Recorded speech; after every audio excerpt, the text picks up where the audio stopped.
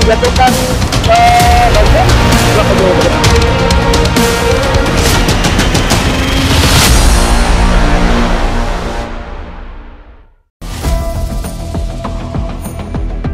Selama 2 tahun itu, dunia benar-benar menyaksikan kehancuran terhadap manusia, infrastruktur, dan nilai-nilai kemanusiaan. Sebagian besar negara-negara barat diam, seakan memaklumi dan melegitimasi kekejaman Israel terhadap Gaza. Protes terhadap kebiadaban Israel mengalir di mana-mana. Tapi apa daya, berondongan peluru dan rudal saban hari menghujani Gaza.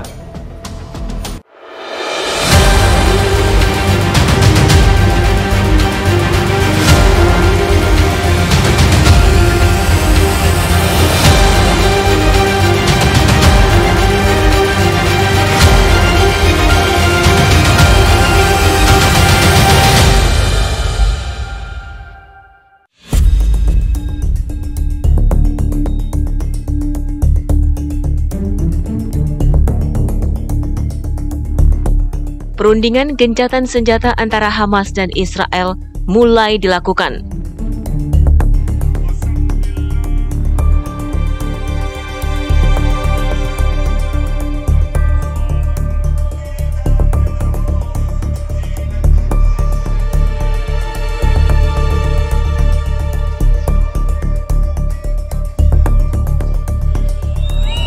Sesi awal digelar di Doha, Qatar hari Minggu. Namun, perundingan menemui jalan buntu.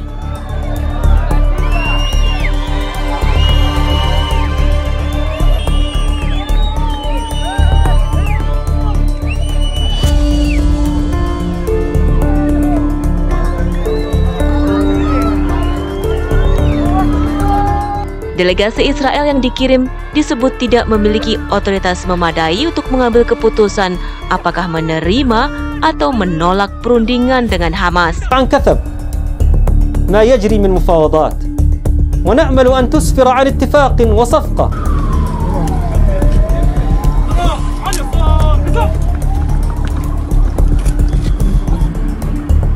Israel mengirim utusan setelah Hamas mengajukan revisi atas proposal kesepakatan yang dibuat mediator Amerika Serikat, Qatar, dan Mesir. Perubahan ini ditolak Perdana Menteri Israel, Benyamin Netanyahu, yang dianggap menjadi kendala tercapainya gencatan senjata.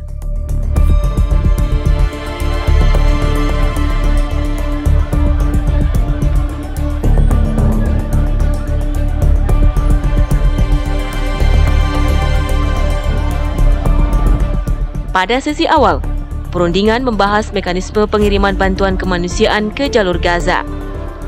Hamas menuntut pengiriman bantuan tidak melalui Yayasan Kemanusiaan Gaza yang dianggap memicu pembantaian 750 warga Gaza yang antri bantuan.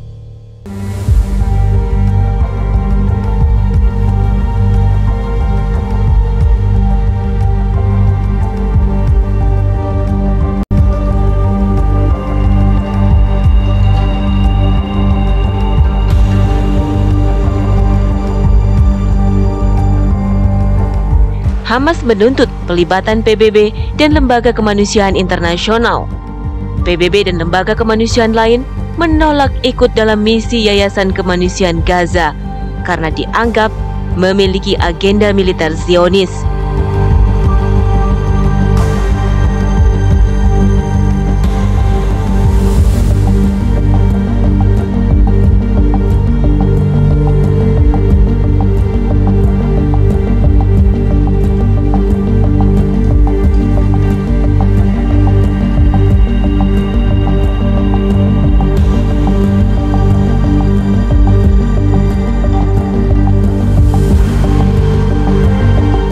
Salah satu tuntutan Hamas yaitu penarikan pasukan Israel dari jalur Gaza, poin yang ditolak oleh Perdana Menteri Benyamin Netanyahu. Tuntutan lain Hamas yaitu jaminan setelah 60 hari gencatan senjata, Israel dilarang melakukan serangan.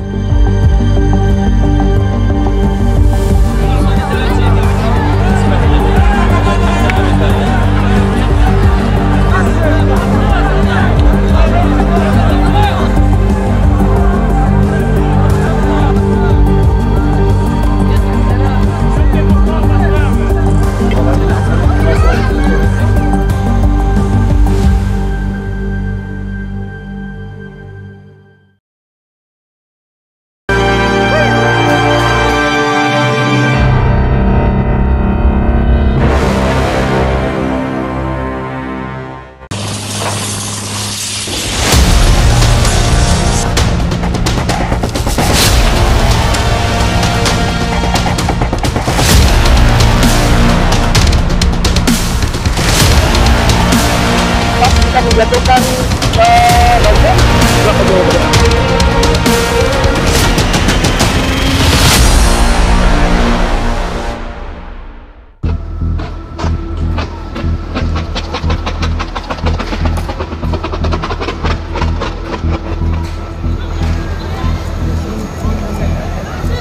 Kalau kita melihat apa yang terjadi di Gaza dan tepi barat atau Palestina secara umum, bahwa ini menunjukkan bahwa imperialisme, kolonialisme, dan penjajahan Israel di Palestina masih terjadi sejak tahun 1948. Dan ketika itu kemudian Israel mendesain satu kerangka besar, yaitu disebut dengan Israel Raya. Artinya Israel tanpa kehadiran Palestina, yaitu one state solution, yaitu solusi satu negara. Nah, oleh karena itu kalau kita melihat di tepi barat dan Gaza itu 100% masih dikontrol oleh pemerintah Israel. Karena Israel masih menjajah, Israel masih berkuasa, maka bantuan kemanusiaan tidak bisa masuk melalui Rafah, pintu Rafah. Dan yang sekarang bisa itu bantuan kemanusiaan yang pengungsi yang berada di Jordan, jumlahnya sangat besar sekali, kurang lebih 2 juta. Lalu kemudian yang di drop out dari pesawat terbang. Ini menunjukkan bahwa sekali lagi penjajahan Israel masih terjadi dengan leluasa menjajah Palestina, yaitu Gaza dan tepi barat. Karena di balik Israel itu ada Amerika Serikat, negara adidaya, yang kemudian sekutu-sekutunya yaitu Inggris, Jerman, Prancis, dan negara-negara Uni Eropa, dibantu terakhir itu melalui Abraham Accord yang dibentuk oleh Donald Trump ketika berkuasa sebagai Presiden Amerika pada periode pertama. Maka sebenarnya kenapa dunia tidak berkutik? Karena negara-negara barat, yaitu terutama Amerika Serikat, memberikan dukungan penuh dengan mengirimkan persenjataan, dengan mengirimkan bantuan-bantuan kepada Israel. Jadi ini sesungguhnya bukan, kalau kita anggap konflik antara Palestina dengan ini, konflik yang dipimpin langsung oleh Amerika Serikat. Bahkan kita melihat saat ini Netanyahu tidak berkutik dengan tekanan yang dilakukan oleh Donald Trump melalui Peace Plan 2025. Pengalaman yang menegangkan adalah ketika kami mencoba untuk melakukan peliputan di Pelabuhan Sidi Bosaid, di mana sejumlah relawan, ratusan relawan di sana telah berkumpul dengan pengamanan ketat dari petugas kepolisian Tunisia. Kami coba masuk ke sana malam hari. Kami melihat suasana di sana seperti apa. Tiba-tiba di atas kapal kami yang akan kami naiki, drone mulai bertebaran di sana, mulai menyerang kapal-kapal Global Sumut Flotilla yang bersandar di Tunisia. Drone yang kami yakini membawa bola api dan menghantam kapal yang ingin kami naiki di sana. Beberapa orang menjerit saat kejadian mereka berada di kapal. Mereka tidak tahu kalau drone yang kami yakini adalah milik Israel saat itu. Drone tersebut telah menarget beberapa kapal kami hingga rusak, hingga relawan terpaksa keluar dari pelabuhan dan diamankan oleh petugas kepolisian. Kondisi tersebut membuat kami sebagai relawan akhirnya menunggu beberapa hari untuk mengetahui kapal-kapal kami yang bersandar tersebut bisa tidak untuk dinaiki dan bisa tidak untuk berlayar ke Gaza. Kapal-kapal itu rusak parah, dan ada beberapa relawan dari Indonesia seperti Wanda Hamidah, Fatur, Ustadz Hussein itu sempat juga mengalami kendala sabotase kapal yang bocor, kapal yang mesinnya rusak, kapal yang pada saat berlayar ada drone yang mengikuti Dan kami juga dapat informasi kalau ada drone bawah laut yang telah mengawal kami sehingga membuat kapal-kapal Global Support Flotilla itu rusak, bocor akibat drone-drone tersebut. Sehingga dari ratusan kapal yang telah disediakan untuk Global Support Flotilla itu berkurang hampir 50%. Entah itu akibat cuaca yang ekstrim maupun dari sabotase yang dilakukan oleh tentara Israel.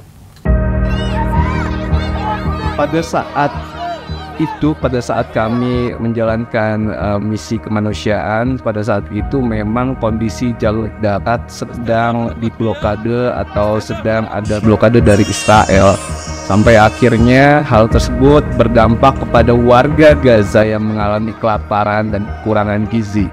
Dan artinya untuk melakukan pendistribusian atau bantuan kemanusiaan untuk warga Gaza hanya dapat dilakukan melalui udara atas izin Israel dan komunikasi yang dibantu oleh Jordania.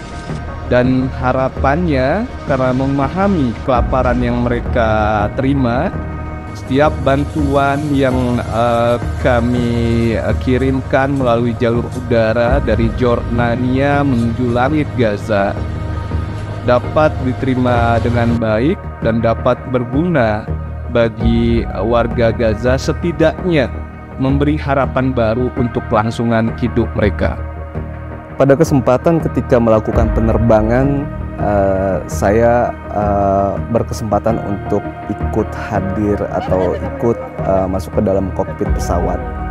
Di situ saya melihat langsung bagaimana aktivitas dari pilot, co-pilot hingga navigator menjalankan sistem dalam pesawat sehingga pesawat dapat terbang. Dan pada momen tertentu ketika kita melintasi bagian dari negara Israel atau Tel Aviv dan sehingga akhirnya sampai di Gaza, di situ juga navigator sempat menjelaskan kepada saya bahwa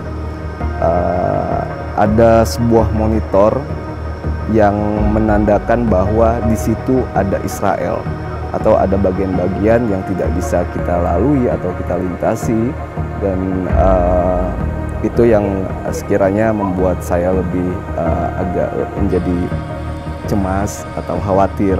Namun demikian hal tersebut menjadi alarm. Artinya ketika kami melakukan operasi di langit Gaza atau menuju ke Gaza, ancaman atau sesuatu yang sifatnya bahaya selalu ada, dan itu yang membuat kami harus tetap waspada.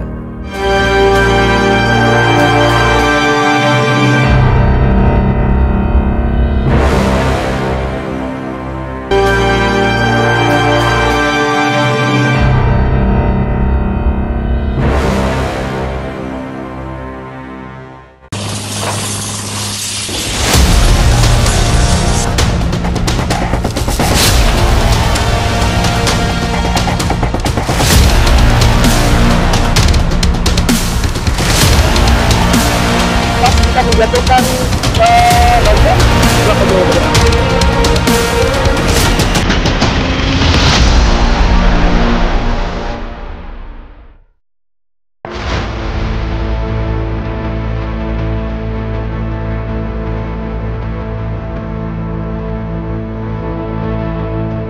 Ya, saya sendiri melihat bahwa ketika blokade terjadi, baik itu darat maupun laut, ya saya sangat sedih sekali melihat. Dan saat ini bantuan masuk setelah Peace Plan 2025 itu 2025 yang baru ditangani oleh Sharm El-Sheikh itu ada harapan lah, mudah-mudahan perdamaian terwujud. Tapi kalau kita melihat, Indonesia punya peran besar dalam bantuan kemanusiaan. Salah satunya adalah Rumah Sakit Indonesia yang berada di Gaza. Itu menjadi satu capaian prestasi yang sangat membanggakan bagi Indonesia, karena selalu disebut Rumah Sakit Indonesia pada titik darah penghabisan pun Indonesia hadir di Gaza. Dan dalam situasi belakangan itu saya melihat masih ada rumah sakit lapangan, para dokter-dokter kita yang berangkat ke Gaza melalui jalur dari Uni Emirat Arab. Itu juga sangat membanggakan bagi kita semua bahwa Indonesia hadir di Gaza, Indonesia hadir untuk memberikan perhatian moral, material, apa yang Indonesia lakukan untuk Gaza, untuk Palestina, merupakan kebanggaan kita semua, dan kita harus berjuang bagi kemerdekaan Palestina ini. Kita harus berjuang untuk membangun kembali Gaza, karena itu menjadi tujuan kita. Setelah itu kita juga mendorong persatuan Palestina, persatuan di dalam internal Palestina, karena Palestina itu ada tepi barat, kemudian ada Gaza, ada banyak faksi di situ, dan kita berharap persatuan ini juga didorong oleh Indonesia sehingga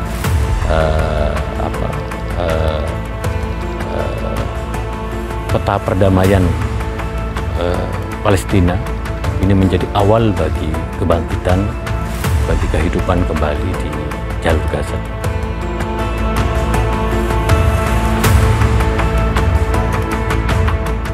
Saat kami berada di Tunisia, kami yang tergabung dalam Indonesia Global Peace Convoy meyakini misi kemanusiaan ini bukan hanya menaiki kapal, tapi misi kemanusiaan ini adalah misi yang terus berlanjut hingga rakyat Palestina merdeka dan bisa berdiri sendiri di atas kakinya mereka masing-masing. Kami tidak bisa menaiki kapal karena kami yakin masyarakat Eropa lebih membutuhkan, lebih mempunyai akses untuk bisa menaiki kapal dan mengikuti misi kemanusiaan dari Global Support Flotilla. Karena itu kami yakini ketika kami memberi kursi ke mereka, mereka bisa menyuarakan suara-suara kami yang berada di Tunisia saat itu. Dan itu adalah keputusan bersama yang kami ikat dalam Global Support Flotilla. Itulah yang kami berikan ke mereka. Namun ada beberapa WNI seperti Wanda Hamidah, Fatur Rahman, dan Ustaz Hussein itu tetap mencoba untuk ikut dalam misi kemanusiaan ini dan berlayar. Meski dari 3 relawan ini sempat tidak diberikan oleh Ketua Komite Global Support Flotilla, namun perjuangan-perjuangan itu membuahkan hasil. Meskipun kami di sana itu menunggu berhari-hari untuk mendapatkan jatah 1 kursi dari Tunisia untuk menaiki kapal. Satu persatu rekan kami Wanda Hamidah pertama kali mendapatkan kursi untuk menaiki kapal. Sementara itu Fatur Rahman sempat terombang-ambing karena tidak mendapatkan kapal. Itulah perjuangan-perjuangan misi kemanusiaan kami dari Global Support Flotilla yang hingga saat ini terus kami perjuangkan melalui Global Support Flotilla.